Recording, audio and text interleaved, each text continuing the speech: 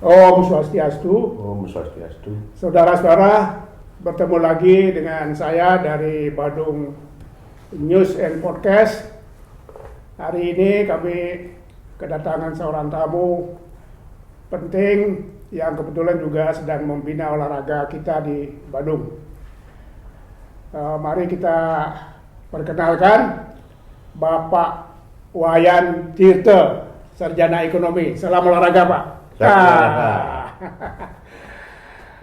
Jadi di samping saya ada Pak Wayan Tirta yang kebetulan adalah sekarang menjadi Ketua Umum Percasi Badung, Persatuan Catur Seluruh Indonesia Kabupaten Badung. Bagaimana kabar Pak Tirta? Ya, baik. Sekarang Bapak kan sudah pensiun jadi pengawas PDAM ya. Ya, beliau dulu pengawas PDAM Badung 2 periode, tentu tidak boleh dipilih lagi. Sekarang sudah pensiun. Ngapain saja di rumah sekarang? Iya, yang ringan-ringan saja. Setelah berhenti jadi pengawas di PDAM, sekarang nambah PR lagi, saya tambah cucu lagi, saya punya cucu lagi. Oh, sudah punya cucu ya? Ya, sudah 2 punya cucu, ngurus cucu juga. Pagi-pagi pasti ngurus cucu gitu. Oh gitu. Itu kegiatan utama kita sekarang. Ya, itu. Cucunya yang pertama laki, yang kedua perempuan. Ya. Mantunya berapa Pak? Mantunya 2, anak saya memang 2. Oh gitu, anak 2 ya. Dua-duanya sudah kawin.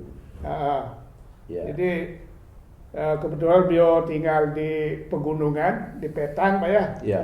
Banjar apa di Pak? Banjar Angan 3. Banjar Angan 3, cukup dingin juga.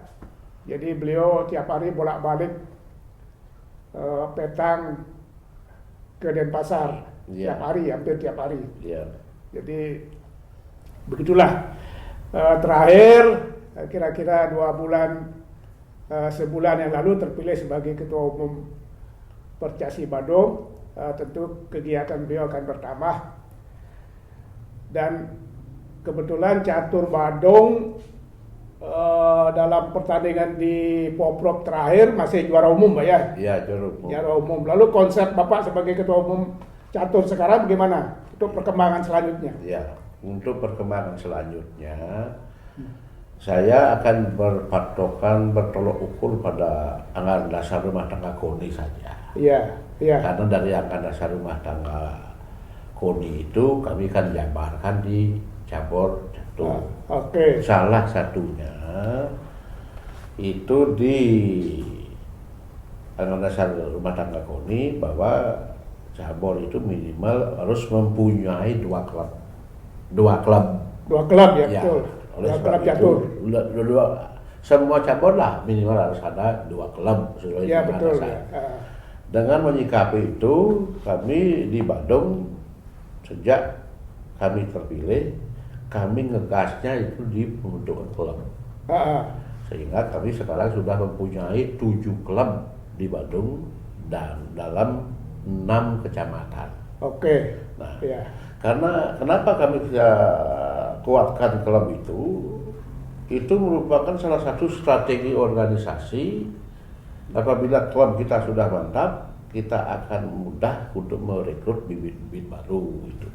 Itu tinggal sekarang kita buatkan program artinya sejenis event yang pertama kami lakukan, event yang bertaraf klub Badung khusus untuk jadi kejuaraan khusus diikuti oleh klub-klub.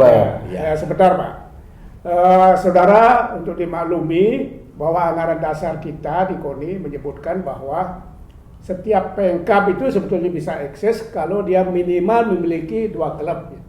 Sekarang catur sudah bisa sampai 7 klub. Ini luar biasa ini. Dalam kepurus sebelumnya saya dengar tidak pernah ada klub ya. Sekarang sudah sedang dipimpin oleh Pak Tirta, sekarang sudah punya 7 klub. Lanjut ke Pak, program kejuaraan antar klub itu. Dari 7 klub yang ada, kami kasih tugas mereka masing-masing klub itu biar biasa melaksanakan event di masing klubnya sendiri dulu. Oh, jadi masing-masing klub Klubnya. adakan event tersendiri Event dulu. Maka dari itu kami di klub itu khusus untuk klub yang sudah bisa melaksanakan event itu ada pertama klub Benteng Majapahit Yang di mana? di Kute. Di Kute ya. Terus tempo hari setelah di Benteng Majapahit sudah ada kejuaraan Gambit di klub kita di Gambit Mebuk namanya di Bungkaso di Aben Semar. Ya, ya. Terus setelah itu klub Mengui sudah kami dapat kebetulan juga para kepala desa juga ikut mensupport itu klub-klub kami di masing-masing desa, termasuk di Bungkaso juga disupport oleh kepala desa juga di Mengui, sehingga perkembangan catur di masing klub itu akan semakin tumbuh subur. Oh ya, ya. Nah itu setelah ini kami akan melaksanakan event di klub Benteng Mataram. Benteng Mataram ini salah satu klub yang berlokasi di Mengui. Oke. Ya. Setelah ada kejuaraan klub, kami akan buat kejuaraan klub Percasi Badung di Percasi sendiri. Apa maksud dan tujuannya untuk bisa kita bentuk tim junior Badung. Jadi di interan klub dulu, Ya. habis begitu lanjut ke antar klub nanti. Antar klub, betul. Jadi atlet-atlet antar klub Ya. se-Badung. Sebadung. Dari 7 klub itu. Ya. Nah, Karena kita harus bentuk tim junior Badung. oke. Karena setelah kita punya tim junior Badung, proyeksi saya nanti akan mereka akan kita ikutkan dalam Kojurprov. Ya, kejuaraan provinsi. Ya, karena di kejuaraan Kojurprov itu ada junior dan senior. Ya, oke. Nah itu dulu. Itu setelah itu Kojurprov. Nah Kojurprov kami tingkatkan levelnya lagi ditingkatkan, eventnya ditingkatkan levelnya ke kejuaraan nasional, termasuk bahkan dunia, itu namanya di sport tourism. Oh, di sport tourism. Ya, itu dinaikkan levelnya. Ya. Saudara sekalian, kebetulan Badung akan segera juga melaksanakan KONI Badung Sport Tourism 2024, di mana salah satu pesertanya adalah Percasi Badung. Ya. Ada 10 cabur yang ikut dalam sport tourism itu, dan salah satunya adalah cabang olahraga catur, dan itu sudah bisa kejuaraan sifatnya internasional malah Pak ya.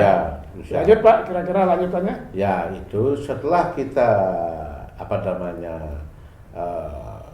di sport tourism, kami menganggap sport tourism itu sebagai ajang train daripada atlet-atlet kami di Badung. Ya, karena dalam mempersiapkan atlet kami untuk mengikuti Porprov nanti, kami minimal akan adakan 12 kali seleksi.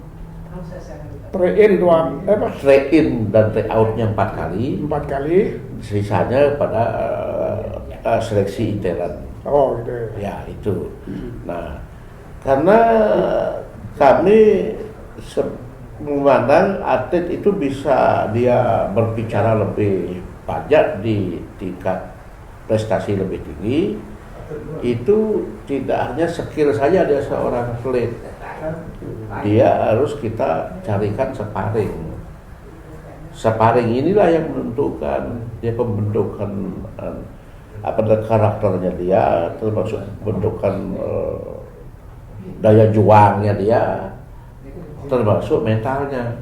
Ya, Nah, bagaimanapun hebatnya pemain, apabila mentalnya down ya sudah tidak bisa juara, habis dia sudah. Jadi sparring catur nanti kira-kira Pak Cari juga dari luar Bali ya? Iya, karena tolok ukur kami, kami setelah lama sekali mengamati, kenapa kok pecatur Bali selalu kalah. Ya. Kami amati itu dengan pecatur-pecatur di Jawa. Ya paling dekat Jawa Timur, Banyuwangi sajalah kita masih jauh kalah. Masih kurang ya? Masih kurang. Oleh sebab itu, setelah kami pelajari, ya kita memang kalah kultur. kalah kultur. Kalau orang di Jawa itu bangun pagi sampai jam 12, bahkan jam 2 subuh itu ya masih bisa main catur dia.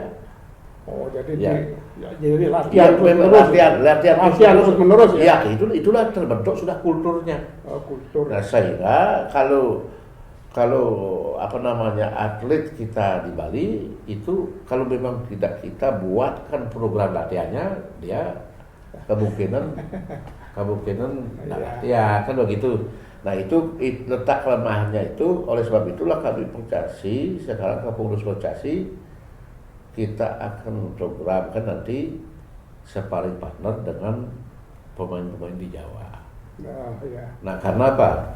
Karena tempo hari kita masih kalah jauh dari Jawa. Nah, oleh sebab itu minimal kita bisa ngejar itu. Satu-satunya jalan harus kita mengikuti event-event yang dia buat. Karena di Jawa itu hampir setiap bulan ada event. Oke. Ya. Nah, bicara soal kultur, Pak, barangkali kultur itu maksudnya budaya.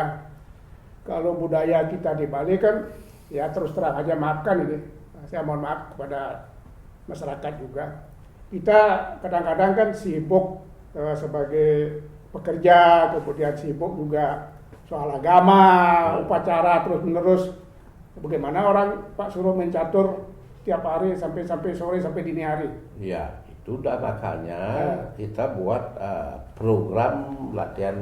Ada latihan yang sifatnya jangka pendek, jangka menengah, jangka panjang. Ya. Otomatis mau dan tidak mau kita harus setting latihannya. Oke. Karena juga harus menghindari juga kegiatan-kegiatan mereka di sosial kan begitu. Ya, sosial budaya. Oleh sebab itu makanya kami adakan suatu seleksi setahun ini menuju pop-up 12 kali, sedangkan out-nya 4 kali kan 12. Iya. Berkurang 8 kan masih 4 baru seleksi interan. Karena itu akan dari seleksi itu akan kita buat raportnya mereka masing-masing. Biar karena ini olahraga terukur, saya kira tidak terlalu sulit mengatur siapa raportnya paling sering banyak menang, ya kita pasang itu kan selesai. Oh, jadi ada track recordnya, Pak. Track recordnya jelas. Ya jelas. Tapi itulah yang akan kami laksanakan dalam 1 tahun ini. Mudah-mudahan kami dapat mempertahankan juara umum, bahkan meningkatkan dari medali yang ada. Itu target kami ya juara umum, Pak. Oke. Nah, target kita terutama yang terakhir bagi kita di Badung kan Pekan Olahraga Provinsi, Pak. Ya. Pekan Olahraga Provinsi. Catur selama ini sudah bisa memperlihatkan prestasinya sebagai juara umum di Bali. Kalau untuk Pekan Olahraga Nasional di Aceh dan di Sumut, pecatur kita berapa masuk, Pak? Ya, inilah yang perlu saya sampaikan. Inilah hanya sayang kita tidak lolos di Sumut dan Aceh. Tidak lolos ya? Ya, itulah pertimbangan. Saya berpikir kenapa kok yang dahulu bisa lolos sekarang bisa tidak. Nah, itulah makanya karena kok minimalnya dia sparring itu. Jadi pecatur Bali ini menurun dong? Menurun. Sudah tidak lolos kali ini. Padahal di Papua kemarin ikut. Ya. Bahkan ada medali perak itu. Nah, sekarang tidak ikut. Itulah karena perkembangan catur setiap saat itu adalah semakin bagus. Sedangkan atlet kita tidak bisa mengikuti, sehingga ya terempas itu.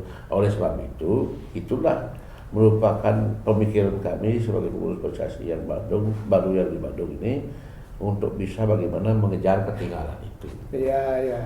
Jadi rupanya seingat saya baru kali ini tidak lolos ke PON ini. Iya. Sebelumnya. Itu dah. Nah, untuk menghadapi Pekan Olahraga Provinsi tahun 2025, selain yang Pak Tito tadi jelaskan strategi, konsep dan sebagainya, ada cara lain sehingga mereka juga tetap eksis sampai 2025. terutama pecatur Bandungnya. Iya, tetap itu aja karena kita kan mulai dari seleksi aja Pak. Oke ya. Kita seleksi biar tidak kita sebagai pengurus itu tidak mengarah kepada manajemen menuju mo istilah kayak itu. Menuju mo artinya kita. Itu saya tidak suka itu. Yang penting yang kita adu ya atlet yang paling siap dan yang paling berprestasi di antara mereka. Ya tidak ada pilih kasih. Ya itu karena tidak ada keponakan, anak cucu dan lain sebagainya, tidak ada. Ya itu. salah satunya itulah yang menyebabkan olahraga kita tidak maju-maju itu Pak. Oke. Itu saya mau menghindari itu, maka dari itu saya titik beratkan seleksi. Jadi Seleksi. profesional Ya, itu profesional. Ya. Kalau sudah berdasarkan seleksi ya apapun hasilnya itu kan berarti itulah yang terbaik yang kita punya. Oke. Saudara-saudara, teman-teman terutama dari insan olahraga di Badung khususnya dan di Bali pada umumnya, saya pikir konsep-konsep yang dijelaskan tadi oleh Ketua Umum Percasi Badung sangat-sangat sistematis ya. Saya lihat sistematis dari klub, kemudian antar klub, kemudian mungkin pertandingan di tingkat 2, kemudian provinsi ke Jumprop dan baru ke nasional ya Pak ya. Ya. Ya karena waktu kita terbatas Pak Tito, harapan Bapak sekarang kepada masyarakat kita di Badung dan di Bali pada umumnya supaya orang makin banyak mencintai olahraga catur. Kira-kira harapan Pak bagaimana? Ya ini yang kami perlu sampaikan kepada seluruh masyarakat yang ya senang dengan berolahraga.